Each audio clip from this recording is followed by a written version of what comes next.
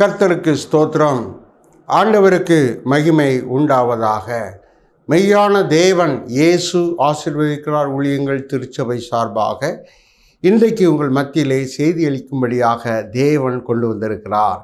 கர்த்தருக்கே எல்லா துதி கன மகிமை உண்டாவதாக. இந்த நாட்களில் இந்த செய்தியிலே ஆண்டவர் நிச்சயம் எல்லாரையும் ஆசீர்வதிக்கப் போகிறார். மகிமையின் நேரம் என்ற இந்த நிகழ்ச்சி ஆண்டவர் சத்தியத்தை வெளிப்படுத்துகிற நேரம், ஆண்டவர் தம்முடைய சித்தத்தை பேசுகிற நேரம். அவர் என்ன செய்ய போகிறார், நமக்கு என்ன ஆசீர்வாதங்களை தரப்போகிறார், நமக்கு என்ன செய்ய போகிறார் என்பதை, ரகசியங்களை, அவர் செய்ய போகிற செயல்பாடுகளை நமக்கு வெளிப்படுத்துகிறதான ஒரு சரியான நேரம், மகிமையின் நேரம். இந்த மகிமையின் நேரம் நிகழ்ச்சியை நீங்கள் தொடர்ந்து பாருங்கள், ஜெபியுங்கள். நிச்சயம் தேவன் உங்களை ஆசீர்வதிப்பார்.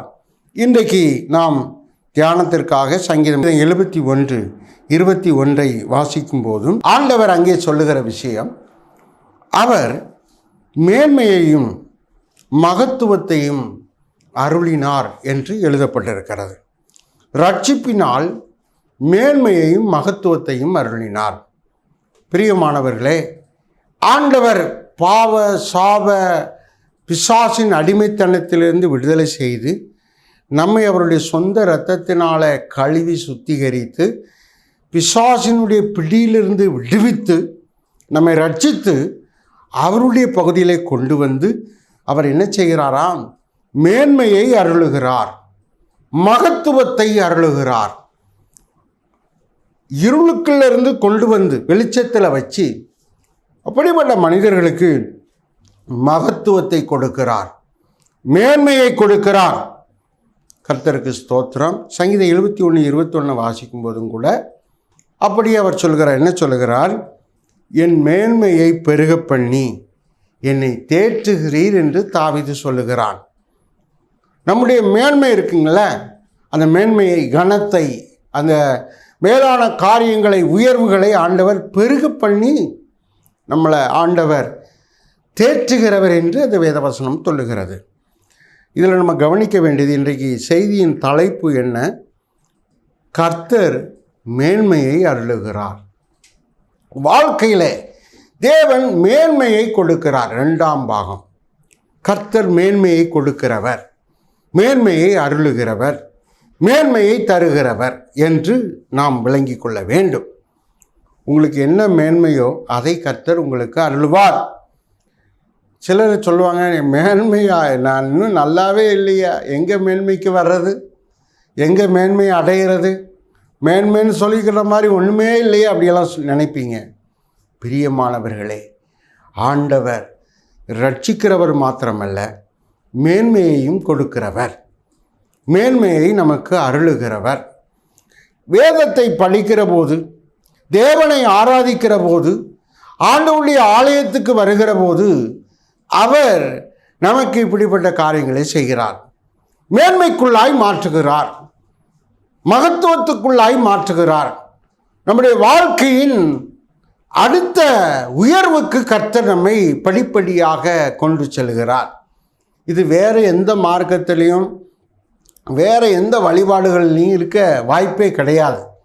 ஆனால் இயேசுவினிடம் மாத்திரமே ரட்சிக்கப்பட்டவர்கள் மேன்மை அடைகிற பாக்கியத்தை பெறுகிறோம், மேன்மை அடைகிற உயர்வை பெறுகிறோம். மேன்மை என்பது மனிதர்கள் மத்தியிலே உயர்த்தப்படுவது.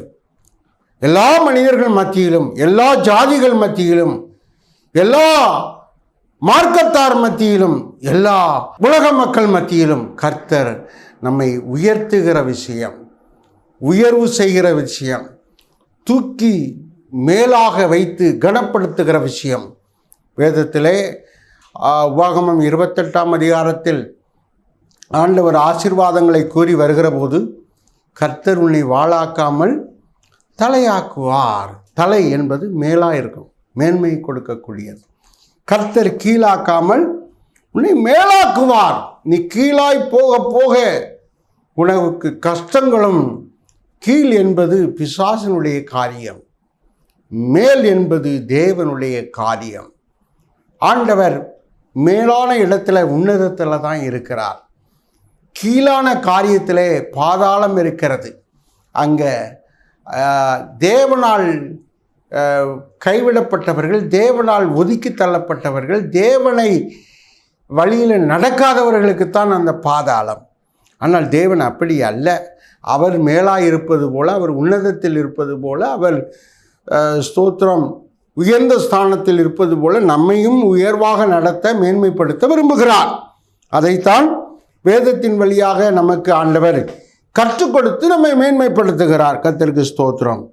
எபிரேயர் 11ஆம் அதிகாரம் 4வது வசனத்தை வாசிக்க கேட்கும்போது, எபிரேயர் 11:4 என்ன சொல்கிறாரு?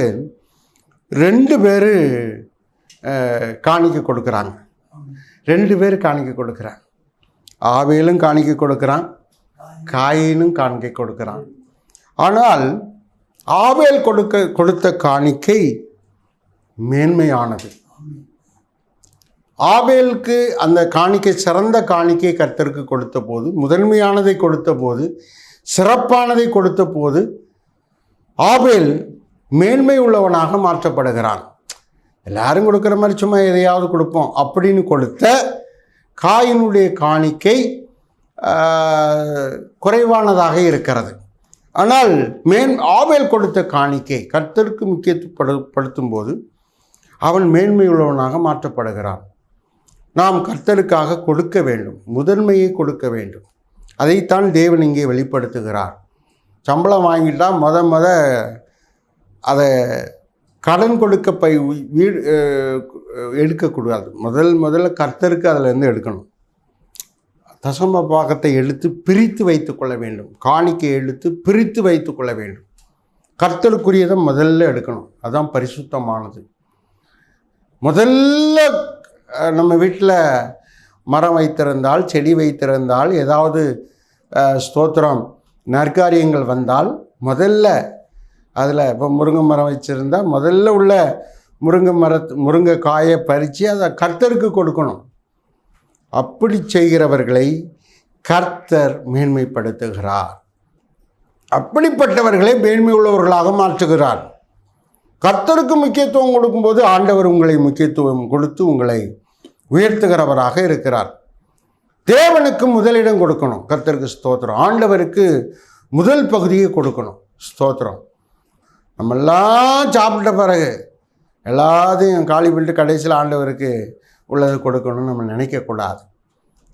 இந்த காணிக்கை விஷயத்தில் மேன்மையை பெற்றவன், மேன்மையாக்கப்பட்டவன், ஸ்தோத்திரம், சாட்சியான ஆள், முக்கியமான ஆள் யார் அப்படின்னா முத ஆபேல் தான். காணிக்கை விஷயத்தில் அவன் மேன்மையை பெற்றான். இரண்டாவதாக தசமபாகம் விஷயத்தில் ஆபிரகாம் மேன்மையை பெற்றான். ஆபிரகாம் பேரை இன்னைக்கு வரைக்கும் நம்ம சொல்கிறோம். ஆபிரகாம் எத்தனையோ தலைமுறைக்கு முன்னாடி வாழ்ந்தவர். ஆனால் அவன் பேரை இன்னைக்கு வரைக்கும் உபயோகப்படுத்துகிறோம். சாட்சியை நம்ம வாசிக்கிறோம், அவனுடைய வாழ்க்கையை வாசிக்கிறோம். காரணம் என்ன?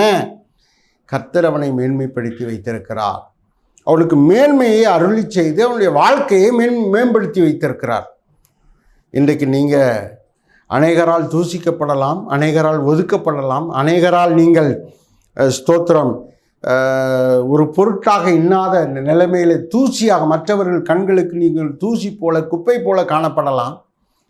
ஆனால் கர்த்தர் உங்களுக்கு மேன்மையை அருளும்படி விரும்புகிறார், மேன்மையை கொடுக்கும்படி விரும்புகிறார். அவருடைய வார்த்தைக்கு கீழ்ப்படுகிற போது, அவருடைய சத்தியத்துக்கு கீழ்ப்படுகிற போது, அவருடைய உபதேசத்துக்கு கீழ்ப்படுகிற போது தேவன் நம்மை மேன்மைப்படுத்துகிறார். அநேகர் பாருங்கள், தண்டிக்கப்பட்டு நிறைய பணம் ஃபைன் கட்டுவாங்க. சரியாய் நடந்தால் ஃபைன் கட்ட தேவையில்லை. அப்போ சரியாய் நடக்க விடாத அளவில் மூடத்தன மனுஷனுக்குள்ளே வந்து அவன் ஃபைன் கட்டி அவன் வாழ்நாளெல்லாம் வட்டி கட்டி வாழ்கிறான். பாருங்கள், நிறைய பேர் வட்டியை நிறைய கட்டுறாங்க, லட்சமாக கட்டுறாங்க, வட்டி கட்டுறாங்க. ஏன் அந்த வட்டி கட்டாமல் நல்ல வருமானம் பண்ணி ஸ்தோத்திரம் நீங்கள் சந்தோஷமாக இருக்கலாமே, ஏன் உங்களுக்கு அது வரலை அப்படின்னு கேட்டால் தேவ ஆசீர்வாதம் உங்களுக்கு இல்லை. நீங்கள் உங்களை குறித்தே யோசித்து கொண்டு இருக்கிறீங்க. தேவனுக்கு முக்கியத்துவம் இல்லை. தேவனுக்கு முக்கியத்துவம் கொடுத்து பாருங்கள், ஆண்டவர் உங்களை இன்னும் மேன்மைப்படுத்துவார். வேண்டாத நீங்கள் சம்பாதிக்கிற பணம் வட்டிக்கு போய் கொண்டு இருக்கிறது, வியாதிக்கு போய் கொண்டு இருக்கிறது. நீங்கள் சம்பாதிக்கிற பணம் ஃபைன் போய் கொண்டு இருக்கிறது. காரணம் என்ன? உங்களுக்கு ஞானம் இல்லாத அளவு பிசாசு உங்களுக்குள்ளே வேலை செய்கிறான். ஆண்டவர் வேலை செய்வதற்கு பதிலாக பிசாசுடைய காரியங்கள் உங்களுக்குள்ளே வேலை செய்கிறதாக இங்கே இந்த ஆய்விலே நாம் பார்க்கிறோம். பிரியமானவர்களே, தேவனால் ஞானத்தை பெற்று, தேவனால் ஆசீர்வாதத்தை பெற்று, தேவனால் நல்ல சம்பாத்தியம் பண்ணி, நியாயமாய் நேர்மையாய் நடக்கும்போது நம்ம வட்டியும் கட்ட வேண்டாம், ஃபைனும் கட்ட வேண்டாம், சோத்திரம், வியாதிக்கு பணமும் கட்ட வேண்டாம். ஒரு சம்பளம் எடுக்கிறாரு, 40,000 ரூபா சம்பளம் எடுக்கிறாரு. 40,000 சம்பளம்னா 15,000 ரூபா மாத்திரை வாங்கணுமா? எத்தனை ஆயிரம் மாத்திரை வாங்கணும்? 15,000 மாத்திரை வாங்கணும். அப்போ அதில் 40,000த்தில் 15,000 போயிடுச்சுன்னா எத்தனை? 25,000 இருக்குது. 25,000த்தில் வீட்டுக்கு ஒரு 15,000 போயிடும். மற்ற பிள்ளைகள் மற்ற காரியங்கள்லாம் போயிடும். தசம பாகம் ஒன்றுமே இல்லை. அப்போது நீங்கள் 40,000 சம்பளம் வாங்கும்போதே நீங்கள் கர்த்தருக்கு ஸ்தோத்திரம் ஒரு 4,000 ரூபா தசம பாகம் கொடுத்துட்டா அந்த நோயெல்லாம் வராது, இந்த பேய் வராது, வீணான செலவு வராது. கர்த்தர் அங்கே உங்களை மேன்மைப்படுத்தி ஆசீர்வதித்து கடன் வாங்காமல் வாழக்கூடிய ஒரு நல்ல வாழ்க்கையை கர்த்தர் உங்களுக்கு அருள்வார். அதைத்தான் தேவன் மேன்மை என்று சொல்லுகிறார். காணிக்கையை பற்றி பேசும்போது ஆபேல் மேன்மை உள்ளவன், ஆபிரகாம் மேன்மை உள்ளவன். அவர்கள் தசம பாகமும் காணிக்கையும் கர்த்தருக்கு செலுத்தியதினால் அவர்கள் சாட்சியாக இருக்கிறார்கள் இன்றைக்கு வரைக்கும். ஆதியாகமம் எங்கே இருக்குது? எபிரேயர் எங்கே இருக்குது பாருங்கள். எபிரேயர் 11ஆம் அதிகாரத்தில் கர்த்தர் பேசுகிறார்.